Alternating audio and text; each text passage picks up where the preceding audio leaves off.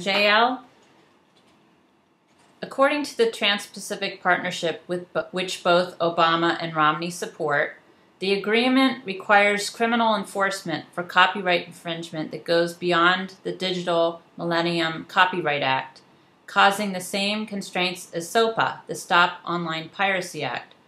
Did you support SOPA, or were you concerned about it, and should we be concerned about TPP having the same effect? And by the way, Ron Kirk, the U.S. Trade Representative, denies that there are any similarities between SOPA and TPP, yet that the TPP is consistent with all the trade documents we've seen in the last 20 years. In fact, Ron Kirk insists that these trade agreements should be discussed in secrecy and outside the public's purview.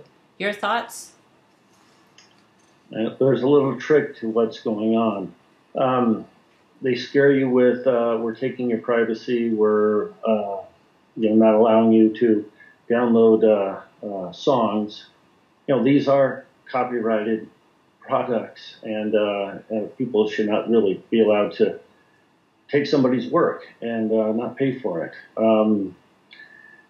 I don't want to sound big brotherish, but we really need to enforce the anti-competition, antitrust laws, and do that by any means, globally, whatever it takes. If you, any of you, were to invent a new product, such as the Mueller automobile, which this happened, no one should be able to steal the patents on that vehicle and manufacture it in another country.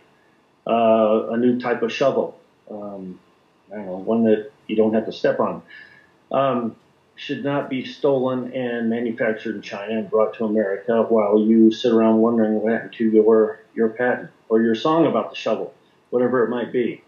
SOPA was, if you read SOPA, it was not that bad.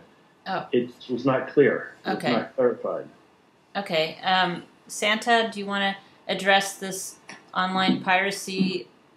I think there's been a little confusion, JL. See, the difference between TPP and SOPA is that if a foreign country has different copyright laws and the country comes in saying that there's an unlimited number of years to this copyright law, what happens is not just copyrights but also medicines that are here generic. If they're not generic in other countries because their laws are slightly different for patents, then they can sue the government here for profits lost and essentially require that all the generics be taken off the market. So it has far-reaching implications. So go ahead, Santa. And when we were talking about that Trans-Pacific thing before, that a big element of it is the copyright. And being a member of the Writers Guild of America and the Screen Actors Guild, the American Federation of Television Radio Artists, intellectual property is a particular interest of mine, as well as millions of other people. And I think that, well, personally, I would like to see my copyrights protected. I think that companies, the big entertainment companies, some of the news companies, other companies like Halliburton and Monsanto, Big Pharma, etc., are very interested in having this sort of world view progress, and it's to the detriment of the people in the various countries that might participate in such a partnership. I don't think it's a good idea to participate in it. I like our copyright laws the way they are. I'd like to see them strengthened, and I'd like to see a little bit more teeth in the laws enforcing them, and I'm totally against the worldwide thing you were just discussing. Okay, very good. Don? Yes, I know in the Los Angeles area the police are very active in going out to the flea markets and those looking for bootleg copies of videos and music and such. I firmly agree with that. You know, the artist gets a copyright or a patent on anything, and we need to protect that worldwide. They'll take some of our stuff from here to the Philippines or to China, and they make copies of it, and immediately, I mean, before some of our movies hit the screen, somebody's already copyrighted them, bootlegged a copy, and they're offered for sale on the street before the movie's even open in the theater. What do you think about the TPP reaching into patent law, that the laws from other countries would then overrule our laws? No, I think we need a worldwide control of patents. Oh, so you agree with that part of the TPP? Oh, yes. Very much. Because you realize that medications would then be much more expensive. If the inventor of the medicine is the only one giving all the sales, the more sales they make, the more they can bring down the price. That's not necessarily the case, though. If they don't have any competition, then they can set the price whatever they want.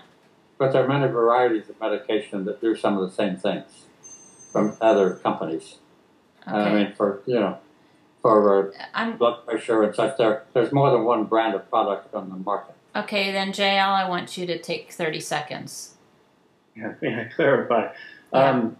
The TTP. TPP. TPP, as I had discussed earlier, is already a moot subject. They're gone, they're dead.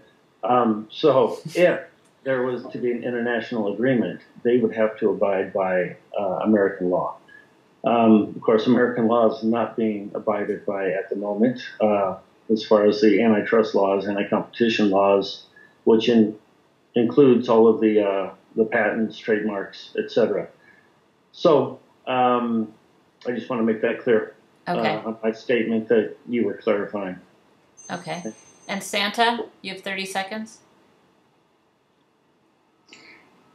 I'm not sure I can comment further on what JL and Don have said about it, but I sort of look at it just like that. I mentioned before, the International Criminal Court. If we participate in this TPP to a greater degree, it would be almost like if we joined the International Criminal Court, people could haul in our presidents, for example, and say, well, this is what you did with prisoners, this is what you did with going into war, etc. We're going to try you, convict you, and probably sentence you to death. So as far as I'm concerned with the TPP, that's kind of a death sentence for some of these areas you were talking about, having to do with even food, big pharma, all that stuff.